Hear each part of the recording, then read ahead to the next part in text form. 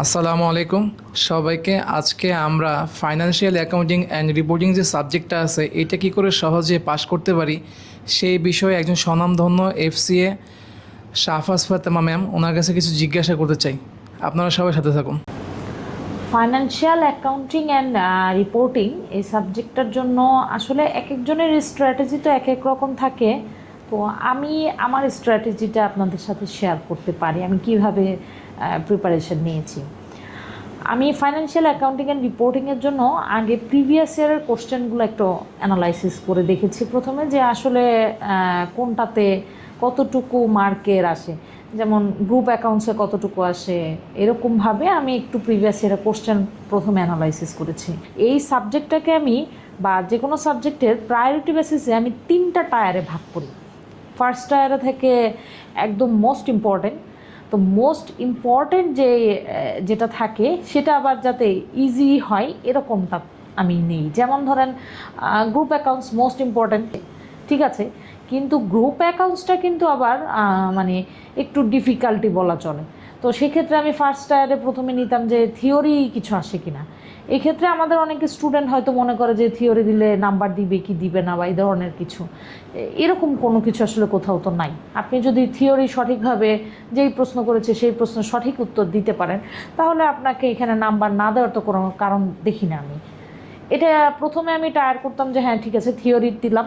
তারপরে টায়ার হচ্ছে কিছু আইএফআরএস খুব ইম্পর্ট্যান্ট থাকতো, যেমন IAS 16, যে আইএফআরএসগুলো একটু ইম্পর্ট্যান্ট সেগুলো সেকেন্ড টায়ার। থার্ড টায়ারে আমার থাকতো হলো গ্রুপ অ্যাকাউন্ট। ডিফিকাল্ট জিনিস যেমন গ্রুপ অ্যাকাউন্টসটা একটু বেশ ডিফিকাল্ট, তো এই কারণে আমি এটাকে থার্ড টায়ারে রাখতাম। এভাবে এটাকে আমি 3টা টায়ারে ভাগ করতাম। ম্যাডাম, এই পরীক্ষার জন্য কোনো টিপস অথবা ট্রিক্স দিবেন কিনা? হ্যাঁ, এটা আসলে আমি যখন এক্সাম দিতাম যেভাবে আমি প্রিপারেশনটা নিয়েছি ঠিক সেমভাবে আমি আবার এক্সামও দিতাম। সে আমার প্রথমে থাকতো যে কি কোনো থিওরি আসছে কিনা, সেই থিওরিটার অ্যান্সার আমি আগে দিতাম। তারপরে ছোট ছোট যে IAS নিয়ে কোশ্চেন হতো সেটা দিতাম।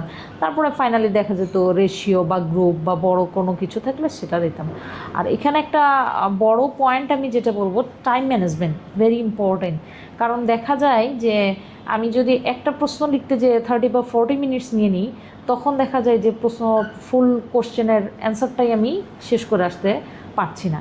তো এই কারণে আমি যেটা প্রথমেই ধরতাম সেটা হলো আমি 10 মার্কের জন্য আসলে কয় মিনিট করে পাবো বা 5 মার্কের জন্য কয় মিনিট করে পাবো। যদি এমন দেখা যায় যে হ্যাঁ 10 মার্কের জন্য আমি 13 মিনিট পাবো, সেটা আমি আসলে 10 মিনিটের মধ্যে শেষ করার চেষ্টা করতাম। এতে কি হতো, আমার একটু টাইম সেভ হতো। ফাইনালি আবার আরেকবার রিভিশন দিতে পারতাম, তখন আমার কোনো ভুল থাকলে সেটা আমি একটু ঠিক করে নিতে পারতাম। সো হ্যাঁ, আমি অবশ্যই বলবো time management is very important.